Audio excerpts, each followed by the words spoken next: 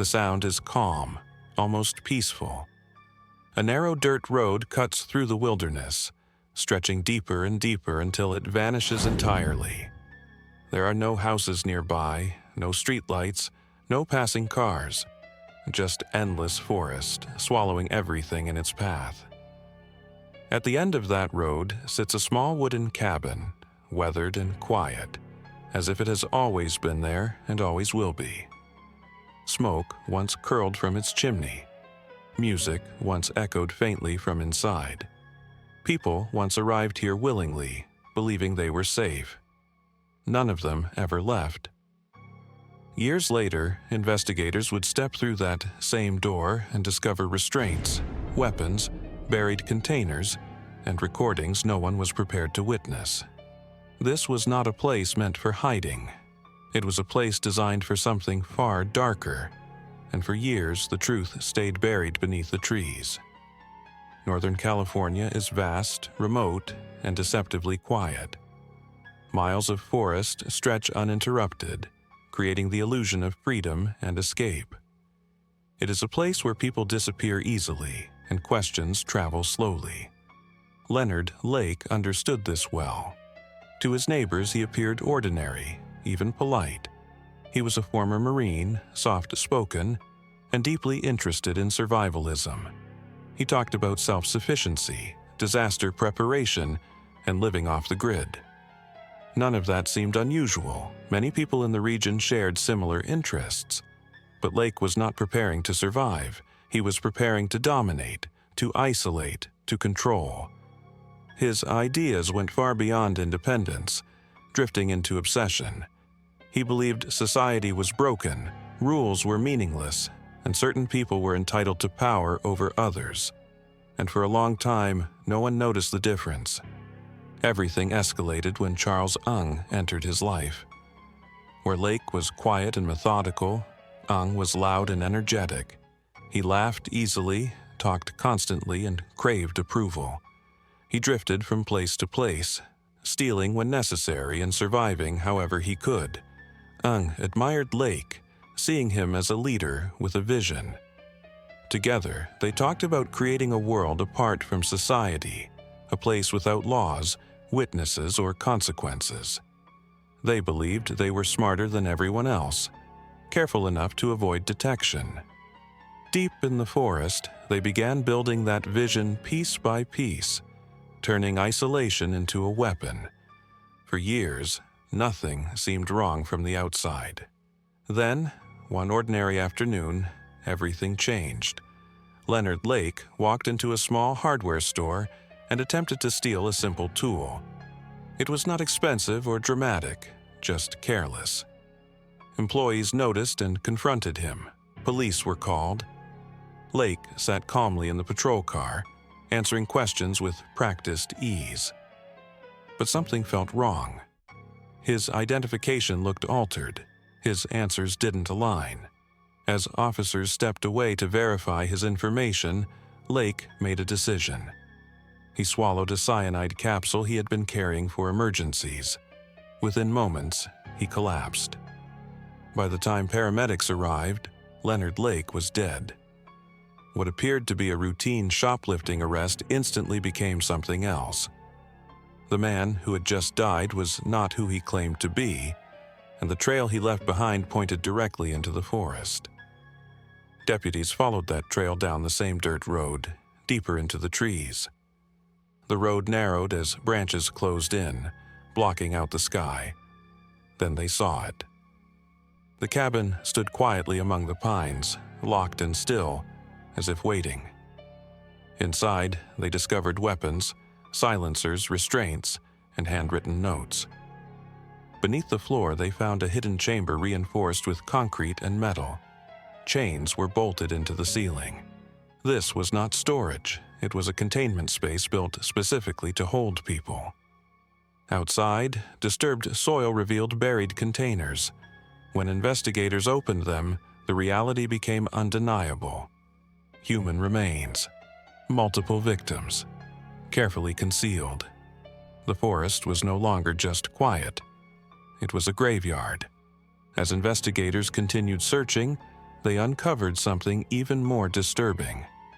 Inside the cabin were dozens of videotapes, neatly labeled with dates and names. When authorities reviewed them, they found recordings of victims restrained, interrogated, and forced to speak. Lake's voice could be heard calmly narrating events, explaining his philosophy as if documenting a project. He spoke about building a collection, about controlling lives, about eliminating anyone who threatened his world. Charles Ng appeared alongside him, laughing, mocking, and participating without hesitation. There was no panic in these recordings, no remorse, only planning. The horror wasn't just what happened, it was how deliberate it all was. The victims came from different backgrounds, but they shared one thing in common: they trusted. Some were couples visiting the area, others were hikers passing through. Some answered advertisements offering work or shelter. They were looking for opportunity, for help, for a fresh start. Instead, they vanished. One family later recognized a loved one's voice on a tape, confused and begging, trying to understand what was happening. A normal life ended underground, unseen by the world. No missing person reports had connected the dots. No one had known what was happening beyond the trees. With Lake dead, attention turned to Charles Ng. But he was already gone. He crossed state lines using stolen money, blending into everyday life. He laughed in public, socialized casually, and behaved as if nothing had happened. Months later, he was arrested in Canada for another theft. What followed was a long and painful legal process. Extradition delays stretched on for years. Families waited while evidence piled up. Tape after tape, bone after bone. Each one confirmed what had happened inside the cabin and how many lives it destroyed. Experts reconstructed the timeline carefully. Leonard Lake had planned this for years: the bunker, the soundproofing, the burial system, the recording equipment. Charles Ng assisted at every stage. He helped restrain victims. He guarded them. Sometimes he participated directly. Sometimes he watched. Together, they created a system designed to capture, document, and eliminate people efficiently. This was not impulsive violence. It was intentional design, and that made it far more disturbing. As the case moved toward trial, survivors finally came forward. One woman described being forced into a car, escaping, and running for help. At the time, her story was dismissed. Now, every detail matched the evidence from the cabin: the restraints, the threats, the underground chamber. Her survival became the missing piece that proved everything was real. This was not rumor or exaggeration. It was systematic abuse hidden in plain sight. The trial itself dragged on for years. Jurors listened to testimony describing each victim and every plan. Families heard the final moments of loved ones recorded without mercy. Some left the courtroom in tears. Others sat frozen, unable to move.